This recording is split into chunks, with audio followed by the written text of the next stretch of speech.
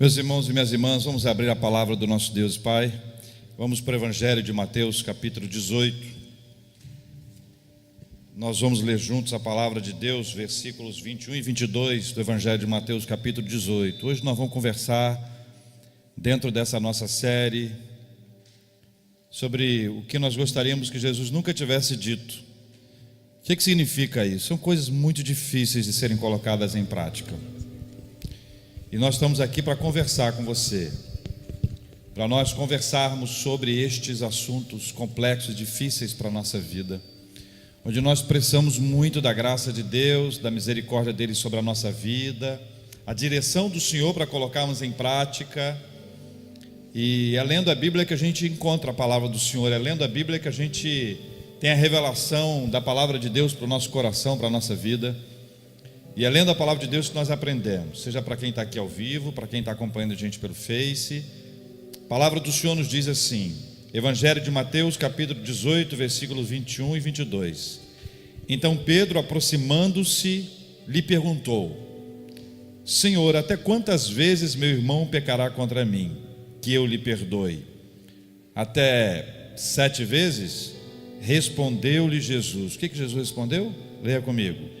Não te digo que até 7 vezes, mas até 70 vezes 7. Nós vamos orar, pastor Moisés vai orar com a gente, pedindo a iluminação do Espírito Santo sobre a nossa vida, sobre a sua vida, sobre cada um de nós nessa hora. Senhor nosso Deus, nosso Pai amado, nós nos colocamos diante de Ti nessa hora, Senhor. Nós guardamos grande expectativa para esse momento de culto e adoração, porque Tu estás, Senhor Deus, onde 2 ou 3 pessoas reúnem-se no Teu nome. Nós pedimos, Deus, que Tu abras a mente, o entendimento de quem haverá de falar e de quem haverá de ouvir, Senhor. Que a iluminação do Teu Espírito Santo possa garantir, Senhor Deus, um culto, Senhor Deus, esclarecedor. E que a Tua palavra, Senhor, possa calar fundo no nosso coração, responder às necessidades da nossa alma e gerar vida e transformação. Suplicamos a presença do Senhor, do Espírito Santo de Deus, para interpretar todas as coisas e nos dizer qual a sua vontade. Em nome de Cristo que nós oramos. Amém. Quero começar fazendo algumas perguntas para você. E quero identificar aqui visualmente o que você acha sobre esse assunto. A primeira, devo procurar alguém quando foi ele que errou comigo? Perdoei, agora devo manter relacionamento com essa pessoa? Não consigo perdoar a mim mesmo? Será que minha indisposição de falar com a pessoa revela que não perdoei?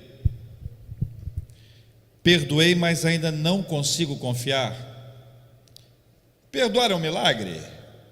Irmãos, é fácil? Todas essas coisas são simples?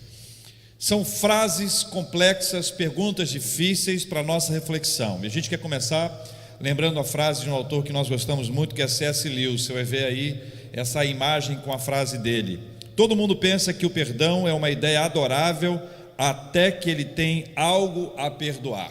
Todo mundo acha que perdão é uma coisa boa. A gente fala sobre esse assunto e sempre é bom falar e ouvir a respeito do perdão, até que a gente tem que perdoar alguém por alguma coisa que esse alguém nos fez. Quando esse alguém nos faz e quando isso que foi feito nos dói, perdoar se torna para a gente um desafio muito grande, que talvez das perguntas que nós fizemos, e tem mais uma que não foi feita, das 6 que foram feitas, a afirmação em forma de pergunta, de que perdoar é um milagre, parece que essa se refere a uma realidade das mais difíceis, mas que nós precisamos tomar posse dela para viver essa verdade na nossa vida, né, pastor Moisés? É verdade. Perdoar é uma verdade inconveniente, é uma necessidade social para restaurar todos os nossos vínculos, é algo que necessita habitar no casamento, no relacionamento entre pais e filhos, em todo o tecido social também, e isso exige um custo, um preço muito alto que a gente deve pagar, e é uma necessidade também em certo sentido, o cristianismo ele prega o altruísmo, pensar no outro. Porém, o perdão, embora deva ser movido para o outro, ele é algo também que beneficia nós mesmos. Ele faz bem à saúde, ele cura a gente também. Essa via em que ele é bom para o outro e é bom para nós, é um reflexo muito desse número, né? Esse número 70 vezes 7, a pergunta que Pedro fez e que a gente leu aqui no texto bíblico, ela é amparada pelos contextos todos, a gente chama de textos vizinhos a esse texto, que refletem um pouco da dúvida, do questionamento, da dificuldade de se lidar com a questão do perdão, e aí surge um número, né? E a gente sabe que algumas pessoas, elas anotam as coisas que os outros fazem a elas, né? Não estou dizendo literalmente, mas a pessoa marca. Tem gente que marca, precisa ser uma, muito bem, duas, já é a terceira vez que você me fez isso. Alguém já passou por essa experiência ou não? Ou já se lembrou, dizendo, por exemplo, já é a terceira vez que essa pessoa me fez isso? Ou seja, de alguma maneira, numerar parece ser uma coisa importante. E aí quando Cristo fala sobre 70 vezes 7, ele tem um significado, tem um sentido diferente para nós. Pedro, parece que ele se respalda nesse número supostamente cabalístico do Antigo Testamento, 7, que seria o número da perfeição, e ele acredita que, perguntando para Cristo, né, dizendo aqui no versículo 21, Senhor, quantas vezes devo perdoar alguém que peca contra mim? 7 vezes? Parece que ele cita o número da perfeição, parece que ele já está dando um número que realça a sua generosidade, 7 vezes, afinal de contas parece muita coisa, mas Jesus ele pega o número 7 e ele multiplica pelo 70, que já é o 7 multiplicado por 10. Então Jesus ele apresenta uma conta de multiplicação, ele não fica preso ao número, ele está dizendo o seguinte, né, o perdão ele não pode ser quantificado, o perdão ele não pode ser colocado em pesos, em medidas, ele não pode ser tabulado, nós não podemos passar fita métrica em cima da capacidade de Deus de perdoar. E aí então a resposta 70 vezes 7 mostra um número que ultrapassa o resultado, o produto, 490. É Jesus dizendo, o perdão é infinito. Multiplique o 7 pelo 7 já multiplicado e você continuará multiplicando e você não poderá quantificar, porque assim é o meu amor. O amor de Cristo é infinito. De igual forma, da maneira como você quer receber de Deus o perdão, e este perdão não pode ser quantificado, a gente quando inverte essa linha e traz para o outro, e perdoar o outro da mesma forma que nós fomos perdoados e alcançados, a começar pela graça de Deus que nos alcançou, a gente vai observando que essa dinâmica é uma dinâmica que vai acompanhar a gente a vida inteira, é uma dinâmica que independe do que nos foi feito e de quem nos fez, é uma dinâmica que vai nos levar e vai nos conduzir a olhar para o outro da mesma forma como nós fomos olhados pelo Senhor. Mas eu volto a dizer, esse é um texto difícil. Como C.S. Lewis disse, é fácil falar sobre esse assunto, especialmente quando a gente não precisa perdoar alguém. Mas quando a gente precisa perdoar alguém, e eu espero que você esteja trazendo isso na prática para a sua vida, para aquilo que foi feito, ou para alguém que te fez mal, ou para alguém que te ofendeu, ou para uma pessoa que está no teu pé o tempo inteiro, para uma pessoa que vive conectada à sua vida, uma pessoa que te fez mal no trabalho, que te fez mal na universidade, na família, no condomínio, uma pessoa do seu relacionamento. Essas coisas elas se tornam para a gente bem palpáveis e concretas quando a gente tem que viver isso, seja no Novo Testamento ou seja no Antigo. Não é? A referência do Antigo que faz conexão com esse texto é muito interessante, né, pastor Moisés? Esse número já aparece no Antigo Testamento, 70 vezes 7. E quando aparece? Vocês conhecem todos a história de Caim. Caim, ele mata o seu irmão Abel porque era melhor do que ele. E Deus, de maneira misericordiosa, promete que quando Caim fosse um errante pela terra, ele teria um sinal nele que haveria de protegê-lo. Então, a Bíblia depois mostra um descendente de Caim, chamado Lameque, E esse descendente de Caim, ele era tão perverso e mau que ele matou um homem porque pisou no seu pé. Ou seja, algo totalmente desproporcional. A agressividade dele não foi um ato de legítima defesa. Ele foi maligno porque um homem simplesmente lhe pisou o pé. E ele fala o seguinte: mulheres de Lameque, me ouçam, Caim foi vingado 7 vezes. Lameque será vingado 70 vezes 7. Quer dizer, ele podia, ao invés de esperar a vingança sobre o pecado dele, ele podia se arrepender. Ele podia se arrepender e estancar essa expectativa da vingança, mas ele decide, ele delibera continuar sendo mal, continuar faltando com misericórdia e com amor pelo próximo. E aí Jesus, ele ressignifica essa história do Antigo Testamento, mostrando que na ética do Novo Testamento, o discípulo de Jesus haverá de praticar os 70 vezes 7 para a misericórdia, para a compaixão, que é um número que ultrapassa essa capacidade de quantificarmos, é o número do infinito. Jesus transforma o número no infinito. Mais uma vez a gente contempla a realidade da Bíblia como única, como inteira, não como uma palavra partida, mas uma palavra absolutamente unida e contínua. Eu queria estabelecer aqui por hipótese a não existência do perdão. Por hipótese, imagine a possibilidade do perdão não existir, de um relacionamento em que ele, se for destruído, ou se ele for corrompido, ou se de alguma forma algum problema acontecer entre você e alguém. Imagine por hipótese que o perdão não existisse. Veja como o perdão, ele tem uma capacidade tão extraordinária de sustentar, de reconciliar, de trazer para perto pessoas que foram afastadas. E aí eu quero estabelecer essa hipótese dentro da perspectiva de que eu errei, ou que você errou, ou que nós erramos, e nós fomos perdoados. E não estou dizendo isso apenas do ponto de vista espiritual, mas a partir do ponto de vista espiritual, para o nosso ponto de vista relacional. Então Deus me perdoou, Deus te perdoou, Ele te alcançou. Por hipótese, esse perdão não existe. Se Deus não nos perdoasse, aonde nós estaríamos? Se Deus não nos perdoasse, quem nós seríamos? Se Deus não nos perdoasse, o que seria de nós? Por hipótese. Agora, por hipótese, como seriam os nossos relacionamentos se nós não tivéssemos sido perdoados quando nós erramos?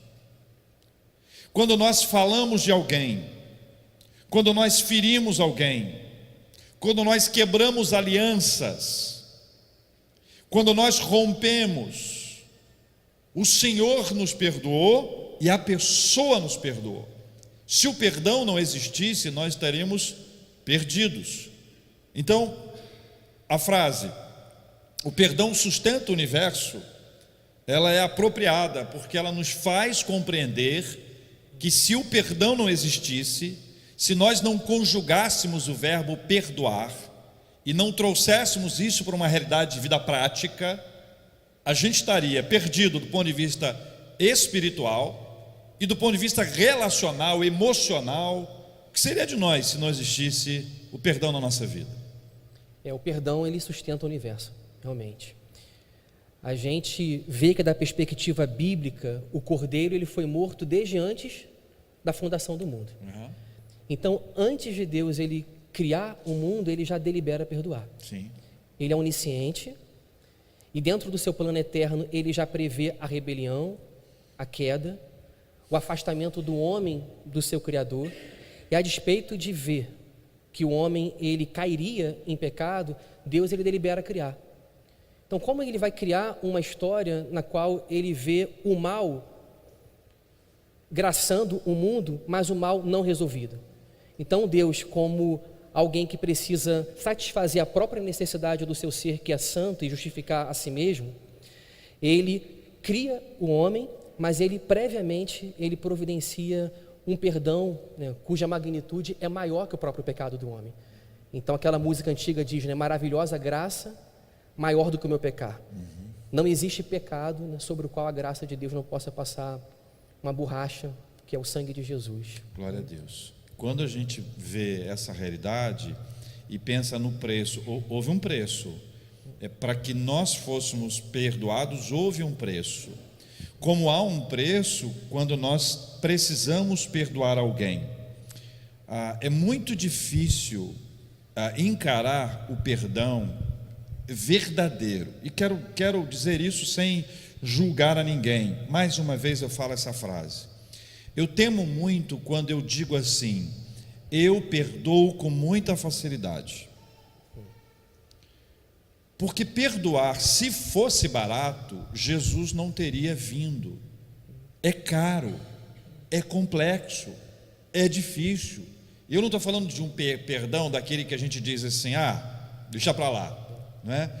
Mas esse custo do perdão de Cristo, de ter nos perdoado, e essa relação do custo que nós temos ao perdoarmos alguém, é uma coisa que mexe com as nossas entranhas, né, pastor? A gente confunde, né, o perdão ser de graça com a questão do preço. Como que ele tem preço, como ele é custoso se ele é de graça? O perdão é de graça, mas o perdão não é barato. Existe um grande custo para se perdoar. Então, por exemplo, se alguém resolve perdoar uma dívida financeira, resolve perdoar porque reconhece que o seu devedor não tem condições, está na sarjeta, perdeu o emprego e não tem condições realmente de liquidar aquela dívida e vive torturado na sua consciência. Então o credor, ele delibera, por exemplo, perdoar. Mas para ele decidir perdoar, ele decide também pagar o preço de arcar com aquela dívida que não foi paga. Quando alguém, por exemplo, me denigre e eu não tenho condições de reparar o mal que a pessoa fez, porque essa difamação foi muito longe. A difamação foi até lugares onde eu não consegui chegar para me defender. Eu preciso confiar que Deus, Ele me defende, que Ele é justo. Eu preciso renunciar à mão do meu direito de defesa e absorver essa confiança de que Deus, Ele me defende, e esse custo, o custo de que eu não posso me defender sempre. É um custo. Então, o perdão sempre exige um preço muito grande a ser pago. Dá para a gente assimilar isso como realidade de custo, de assumir essa dívida, de sofrer a dívida? Eu acho que essa expressão é forte, mas ela é importante. Sofrer a dívida, pagar esse preço. Alguém nos fez mal, mas perdoar, a gente pagar o preço pelo que o outro... Vocês estão entendendo que tem uma dívida? Você está entendendo que alguém nos deve alguma coisa e que a gente resolveu pagar a dívida que a pessoa, sofrer a dívida, e sofrer mesmo, e deixar que essa dívida fique em relação a outra pessoa sem custo, guardar isso e viver isso sem esse custo, sem apresentar essa nota, sem mandar a fatura na face do outro o tempo inteiro, sem dizer para o outro: está vendo o que eu fiz? Paguei a sua dívida. Irmãos, eu queria perguntar assim, não está nem na hora ainda, mas vou antecipar. Se uma pessoa perdoa, ela joga na face do outro o tempo inteiro? Se joga na face do outro o tempo inteiro, é porque ela perdoou ou porque uma pessoa tem uma memória maravilhosa e de vez em quando ela lembra algumas coisas?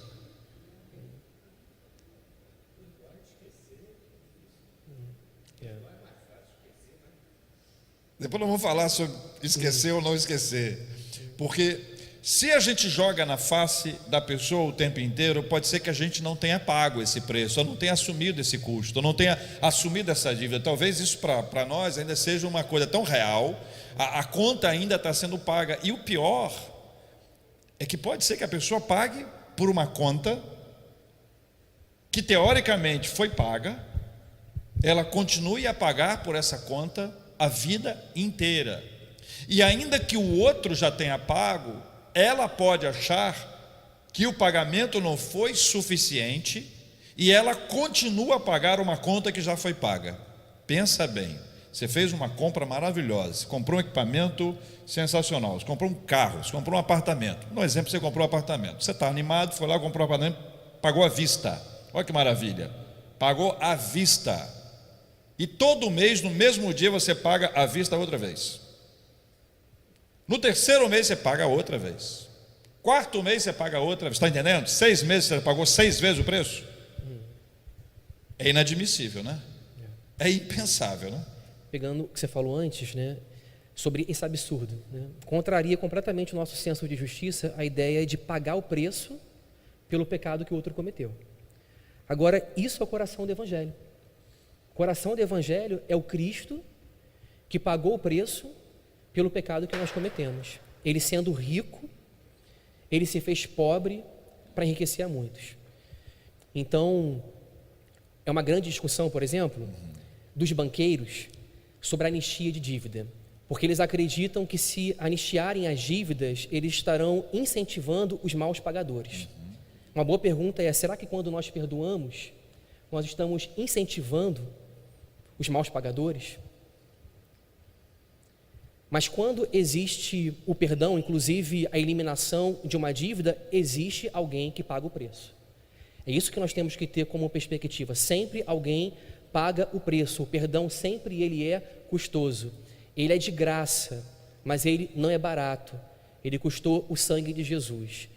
Em última análise, todas as nossas relações sociais, familiares, que demandam perdão, demandam a necessidade de nós irmos ao Calvário e nós conhecermos esse perdão que não pode ser quantificado, que é o 7 multiplicado pelo 70. É um perdão infinito. E aí, a questão também que a gente pode antecipar já é o milagre. É o milagre. E o Calvário, ele só é justificado pelo seu sentido de morte porque acontece a ressurreição. Se não houvesse a ressurreição, não haveria sentido dizer que aquela morte pagou o preço pelo pecado. Verdade. E Jesus ressuscita. E eu estou pensando aqui, pastor Moisés, que à medida que a gente está trabalhando esse assunto, eu estou mais grato às pessoas que já me perdoaram por alguma coisa e que não jogam na minha face aquilo que eu fiz contra elas em algum momento da nossa história, porque é muito alto esse preço. E a gente não pode esquecer aquilo que as pessoas fizeram nesse aspecto de ter me perdoado por alguma coisa que eu fiz. Valorizar isso é valorizar o perdão. E aí nós entramos nas perguntas que foram feitas antecipadamente. Eu devo procurar alguém quando foi ele que errou comigo? Há quem diga que, se ele errou, quem tem que tomar a iniciativa de pedir o perdão é ele. E a pessoa fala com esse tom de voz aqui. Ou não fala ou não fala? Fala para mim, fala ou não fala? Quem é que me fez? Foi ele que fez? Ele que tem que vir aqui, e aqui, beijar no meu pé aqui, beijar o meu pé, para talvez eu faça alguma coisa. Mas é isso que a Bíblia diz? Vamos começar respondendo, pastor Moisés? Eu respondo com o texto bíblico, palavras de Jesus, Mateus 5:23. Ele fala: assim sendo, se trouxeres a tua oferta ao altar e te lembrares de que teu irmão tem alguma coisa contra ti, vai e reconcilia-te com teu irmão. Se você se lembra que o teu irmão tem alguma coisa contra ti, vai e se reconcilia com ele. E esse contexto que Jesus cita é um contexto de culto. Deixa a tua oferta no altar.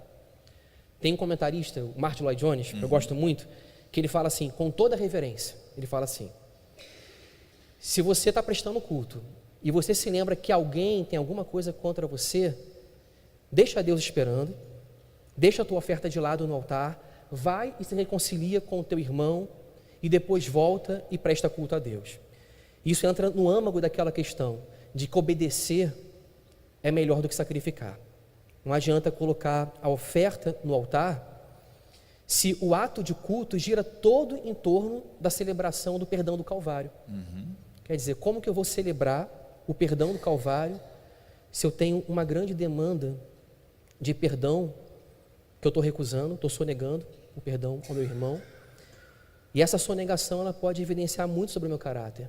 Ela pode dizer, inclusive, e parece que essa é a medida de teste de Cristo, pode evidenciar que eu não conheci o verdadeiro perdão.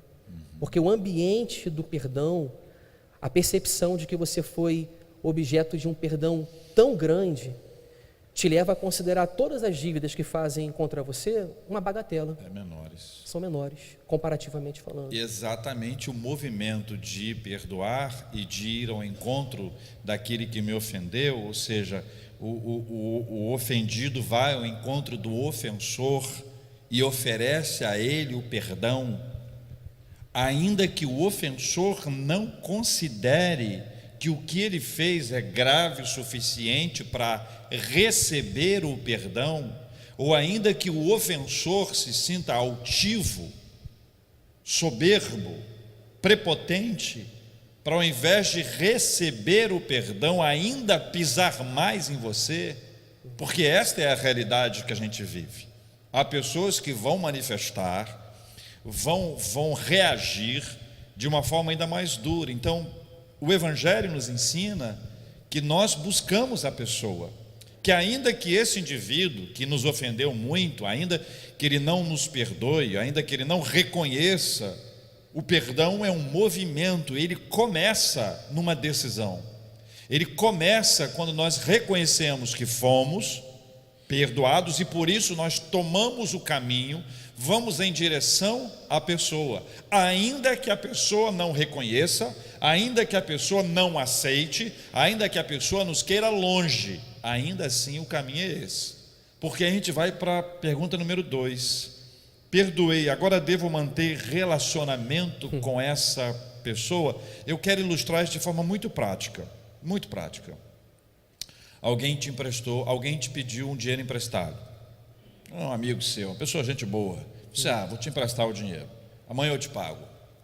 Amanhã, se amanhã não chega, em geral, se amanhã ele não chega. Aí a pessoa diz, olha, tive um problema, amanhã eu te pago. Aí volta no outro dia, olha, eu tive uma dificuldade, depois da manhã eu te pago. Depois da manhã já ficou um negócio mais distante ainda. Até a pessoa chegar a dizer para você coisa do tipo, Deus lhe pague. Quando fala Deus lhe pague, ou se a pessoa agradecer muito, se a pessoa falar muito obrigado, muito, insistiu, falou 3 vezes muito obrigado, você pode desistir. Entendeu? A tendência de você receber esse dinheiro diminuiu. A pergunta é, se uma pessoa te pediu dinheiro emprestado, não pagou uma vez, pediu a segunda, não pagou a segunda, você vai emprestar a terceira, certo ou errado? É uma pergunta. Hein? Não? Está errado? Aí você, como é que faz agora? Você perdoou? Veja, reconciliação ou conciliação, caminhar junto, devo manter relacionamento, devo repetir os mesmos atos, devo permanecer dando essa oportunidade para a pessoa, é complexo. A Bíblia diz em Romanos 12, versículo 18, se for possível, no que depender de vós, tende paz com todos os homens. Oferecer o perdão é uma obrigação.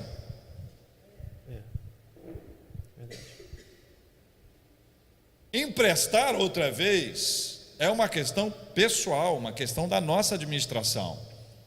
Ninguém pode fazer o outro de bobo, porque é isso que acontece. Se você faz isso uma vez, 2, 3 vezes, a pessoa não arca com a responsabilidade dela. O cristianismo não diz que eu e você devemos ser bobos nesse nível, A gente precisa reconhecer o erro, deixar a nossa oferta, mas não nesse aspecto de ser pisado pelas pessoas ou de ser passado para trás, como se essa fosse uma dimensão desse aspecto relacional. É por aí, Moisés. Eu concordo que é exatamente isso. A gente precisa dizer que perdoar não significa você restaurar o relacionamento no exato nível que você tinha o relacionamento anteriormente. Mas eu penso que a gente precisa acreditar também no milagre da reconstrução do relacionamento. Agora, esse relacionamento ele pode ser ressignificado, ele não precisa estar mais atrelado àquela história de antes. Por exemplo, a pessoa pediu dinheiro emprestado, ela nunca paga. Se eu continuo dando dinheiro para ela, eu posso estar incentivando essa pessoa a continuar a faltar com a sua palavra e acreditar que ela pode ser leviana, prometendo o que jamais pode cumprir. O cristianismo, ele manda a gente sempre pensar no outro, sempre ser altruísta. Geralmente, quando a gente rompe o relacionamento, a gente pensa na gente mesmo. Eu vou me proteger, eu não quero me magoar de novo, eu não quero me frustrar de novo. Mas eu penso que a gente pode considerar esse afastamento também no benefício da pessoa, ou seja, eu não vou dar de novo o dinheiro para que essa pessoa ela não continue fazendo isso.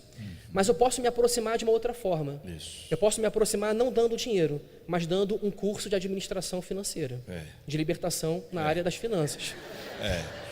Olha, tem que ser uma boa libertação. Mas é fato, ou seja, você não precisa se afastar da pessoa, você pode deixar de ofertar. É oferta, né? Muda 3, a 4 vezes natureza. é oferta, né? Tem razão. Muda a natureza do relacionamento, né? Eu preciso ser lúcido. A Bíblia não manda eu ser bobo, eu olhar para uma situação e continuar patrocinando o mal. Verdade. Então, zelando pela santidade do outro, eu procuro uma outra forma de me aproximar dessa pessoa, a fim de santificá-lo, porque eu creio em gente. Eu creio que Deus transforma a gente. Esse destaque aqui ao texto de Romanos 12, eu vou ler outra vez. No que for possível, o quanto depender de vós, tende paz com todos os homens. Eu acho que talvez você conheça alguém difícil. Conhece uma pessoa difícil? Conhece ou não? Olhando para o espelho ou conhece olhando para o lado? Como é que é? Os dois? Os dois. Tem pessoas que são mais difíceis que outras pessoas, né? Tem pessoas assim, tem pessoas que são premiadas, né? Tem pessoas que são assim, especiais no sentido de dificuldade. É ou não é verdade? Agora é o seguinte, irmãos, no que depender de você, faça o seu esforço. Não o que depender do outro, porque se dependesse do outro, não precisava estar aqui o texto. Porque se o outro fosse maravilhoso, que pessoa extraordinária. Qual é o esforço que você tem de conviver com uma pessoa extraordinária? Zero. A pessoa já é extraordinária, é muito bom conviver com uma pessoa extraordinária, mas nós estamos falando de pessoas difíceis. E nós estamos falando de pessoas que nos tiram a paz. E que é difícil ter um relacionamento com essa pessoa. Aí a Bíblia diz, olha, no que depender de você, faça a sua parte. Se esforce, se empenhe, tenha paz, procure a paz, procure conciliar e, se quebrou, reconciliar com uma pessoa, ainda que ela não seja fácil. A terceira, que é muito complexa, não consigo perdoar a mim mesmo, e talvez este seja o nível de perdão mais negligenciado, porque ele aparece pouco. O perdão que aparece muito é o meu para o outro, do outro para mim, mas o perdão interno, e eu convivo muito com isso na rádio, uma série de pessoas que nos escrevem na rádio, por exemplo, para dizer que, olha, eu não me sinto perdoado. Cara, isso é um drama, porque se a pessoa não receber o perdão, não se sentir perdoado, essa pessoa não anda, essa pessoa não vive. Essa questão de se sentir perdoado.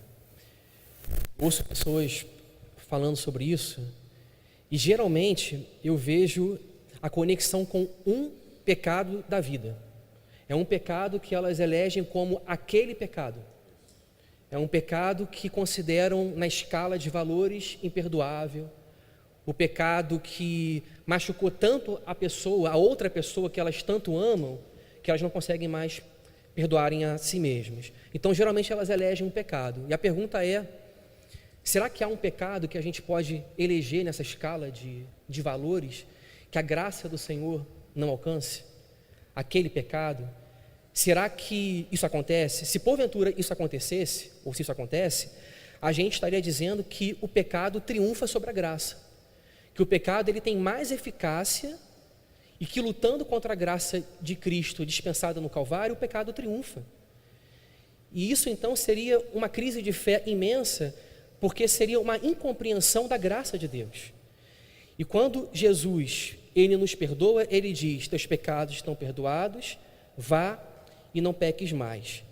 E eu gosto do texto que Pedro tem um encontro com Cornélio, que Pedro faz juízo sobre aquele lençol de animais impuros, quando Deus ele ordena para comer os animais. E a resposta que ele ouve é, não considere impuro o que Deus purificou. Quando eu encontro uma pessoa com esse problema, eu digo o seguinte, por que você considera impuro quem Deus purificou? Você foi purificado. Então você está se tratando de um jeito que o próprio Deus não te trata. Deus te trata te considerando um filho amado. Ele diz: tu és o meu filho amado em quem me comprazo.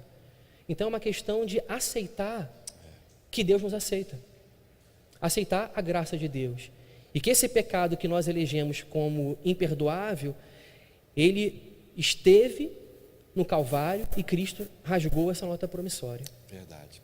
Falou de Pedro, lembrei de Paulo, ainda enquanto Saulo, né, perseguidor, indo atrás das pessoas, levando pessoas presas por causa do Evangelho. Aí ele tem aquele encontro com Jesus extraordinário.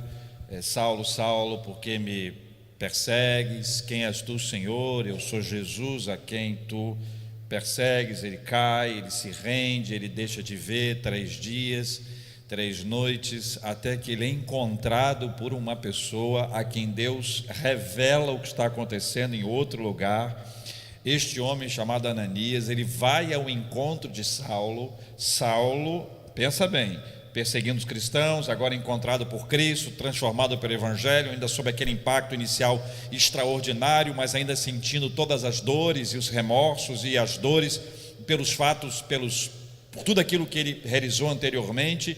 E Ananias se aproxima de Saulo, diz: Saulo, irmão.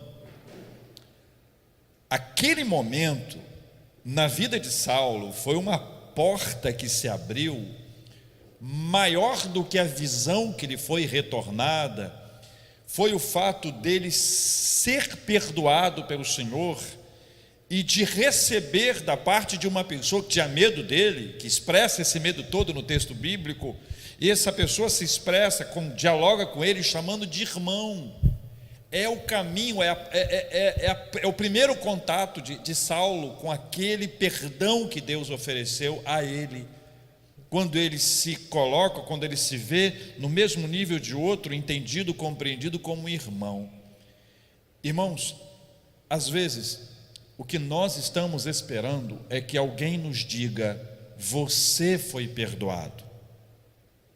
Aparentemente, essa herança religiosa de muitos de nós faz com que nós aguardemos a fala do outro, dizendo: olha, você está perdoado. Ou ainda, que a gente faça alguma coisa para merecer o perdão, que a gente tenha um sacrifício, que a gente tenha um tipo de penitência, que a gente receba algum tipo de recompensa dura por um ato que a gente fez. Então a gente de alguma forma adquire o perdão como esforço pessoal, quando na verdade nós nos consideramos perdoados pelo que a Bíblia diz, não pelo que o outro diz, porque o outro pode dizer sim e não, mas a Bíblia diz. A experiência de Pedro, a experiência de Paulo nos abre a visão para entender que o me sentir perdão depende muito menos do me sentir e muito mais daquilo que a Bíblia diz. E se ela diz que se eu confessar os meus pecados ao Senhor, Ele é fiel e justo para me perdoar e para me purificar de toda injustiça, eu creio e eu me sinto perdoado, não por uma sensibilidade ou por um sentimento que ora vem, ora vai, mas pelo que diz a palavra do Senhor. Então, me sentir perdoado depende do que diz a palavra, e a palavra me assegura que Deus me perdoa. Essa caminhada é muito especial. E aí, Moisés, nós vamos aqui para a quarta, né? Será que a minha indisposição de falar com a pessoa revela que eu não perdoei? Novamente, né? Eu creio que a gente precisa definir que perdoar não é o equivalente a reconstruir o relacionamento da natureza que era antes. Porém, quando a gente, de modo muito precipitado, diz: eu perdoei, mas perdoar não significa restaurar o relacionamento, eu não quero nada com essa pessoa. Quando a gente revela um desinteresse total pela outra pessoa, não amando aquela pessoa, isso pode significar, sim, que o nosso coração, ele adoeceu a tal ponto que a gente não acredita que Deus, ele pode transformar pessoas e restaurar relacionamentos. Eu ouvi, por exemplo, recentemente, de uma pessoa que teve que se afastar. Eu mesmo, em alguns momentos da minha vida, eu precisei definir que eu tinha que me afastar. A gente perdoa, aliás, até um caminho do Desmond Tutu, que ele fala sobre o quádruplo caminho do perdão. Então ele fala primeiramente da narrativa, a narrativa da dor, você dizer que o mal é mal, que o asqueroso é asqueroso, que o feio é feio, narrar o que aconteceu. Depois você dá vazão às dores, você dizer está doendo, você confessar o pecado, liberar perdão, e depois a questão da deliberação de reconstruir o relacionamento ou não. Quando chega a esse quarto passo, eu penso que isso deve ser tratado com muita seriedade e não de modo leviano. Devo ou não devo? E novamente, geralmente a gente delibera isso pensando na gente. Pensando, vou me proteger, não quero me machucar de novo. E de fato, isso é humano e faz parte do processo. Mas a gente deveria também pensar na santidade do outro. Isso é sobre-humano, isso é um milagre. Mas a ética cristã, ela exige e ela chega a esse ponto de pensar no outro. Eclesiastes diz que tem tempo de abraçar e de não abraçar. Eclesiastes capítulo 3. Então preciso saber se esse tempo que eu não estou abraçando o outro está também sendo bom para o outro. Ou seja, para a conscientização do pecado dele, para ele ver que não deve tratar seus relacionamentos de modo leviano, para ele ver que o pecado ele não fica impune, ele não pode difamar todo mundo e acreditar que os seus relacionamentos não serão prejudicados. Então eu estou pensando também na santidade dele. E quando Paulo ele fala, por exemplo, da administração da disciplina eclesiástica, e ele diz da pessoa ser excomungada da igreja para o seu corpo ser entregue a Satanás, ele prevê que esse afastamento é para gerar a destruição do corpo, mas a preservação da alma. Então, existe por detrás disso, embora seja muito severo, existe um altruísmo e existe uma ética de amor cristão que diz, eu quero que o meu irmão seja preservado. Talvez a manutenção do meu relacionamento pode gerar uma espécie de promiscuidade. Como assim? Ele acreditando que porque está andando comigo, ele pode se aproveitar do meu caráter, ele pode achar que não fez nada de mal. Isso pode levá-lo até mesmo à conclusão de não se arrepender. Então, em alguns momentos, a gente precisa se afastar, mas colocar a foto da pessoa na geladeira e orar para essa pessoa para que ela se arrependa. Fora da geladeira, na porta. Fora da geladeira. Ah, tá bom, não, tá bom. Não, é só para entender, né, gente? Porque às vezes a pessoa pode achar, põe no freezer, que é o relacionamento congelado. Não, é só para lembrar da pessoa, né? Claro, com certeza. Desmond Tutu apareceu aqui. Mas você é difícil, falou tá, dele, irmãos? É muito difícil isso. Você falou dele, ele apareceu aqui. Vamos ler essa frase que está aí. O perdão é o modo como trazemos paz a nós mesmos e ao mundo. A qualidade da vida humana no planeta nada mais é do que a soma total de nossas interações diárias. O perdão é o modo como corrigimos essas interações, é o modo como remendamos os rasgões no tecido social, é o modo como impedimos que a nossa comunidade humana se desintegre. E esta frase nos prepara para essa parte final, de lembrar que o perdão é um milagre. É um milagre. E nós conhecemos aquele que é o especialista em milagres.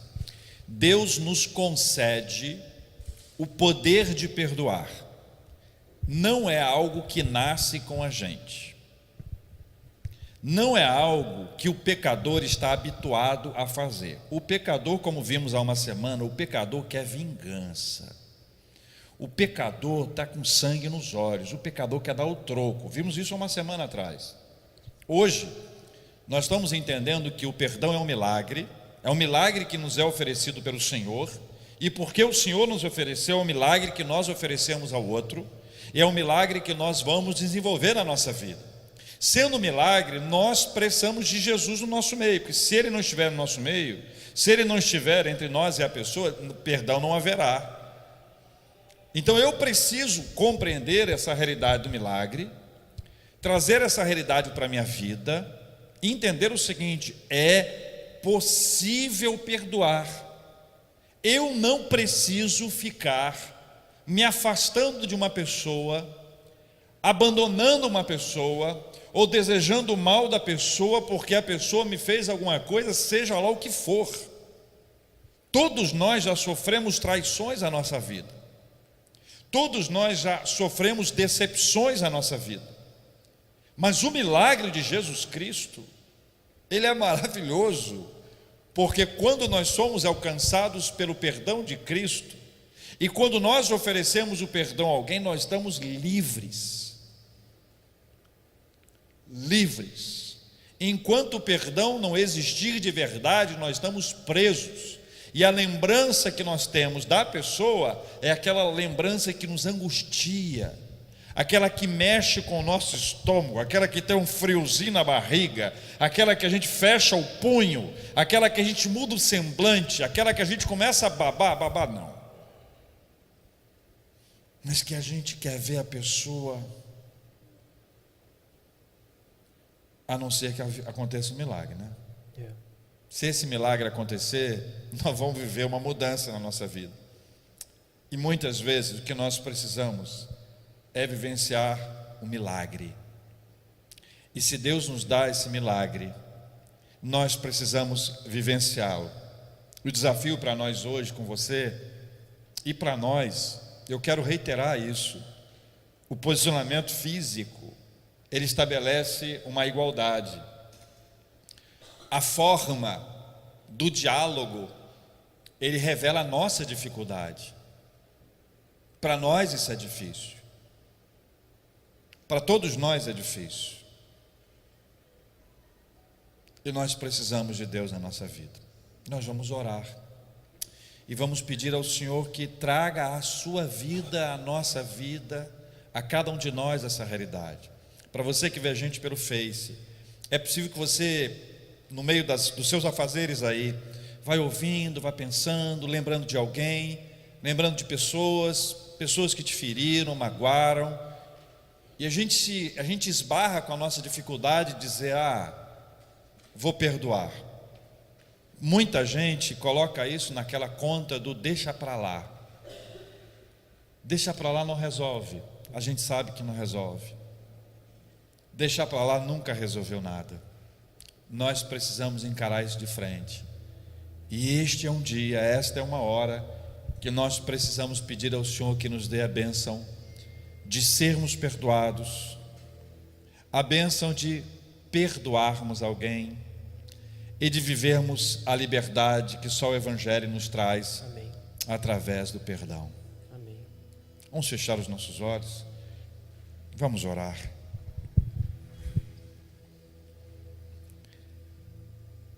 Senhor, o Senhor conhece cada um de nós, e este saber nunca afastou o Senhor de nós. Mesmo sabendo quem nós somos, o Senhor nunca fez o caminho do distanciamento. E com o Senhor nós aprendemos que o caminho é o caminho da aproximação. Amém, Senhor.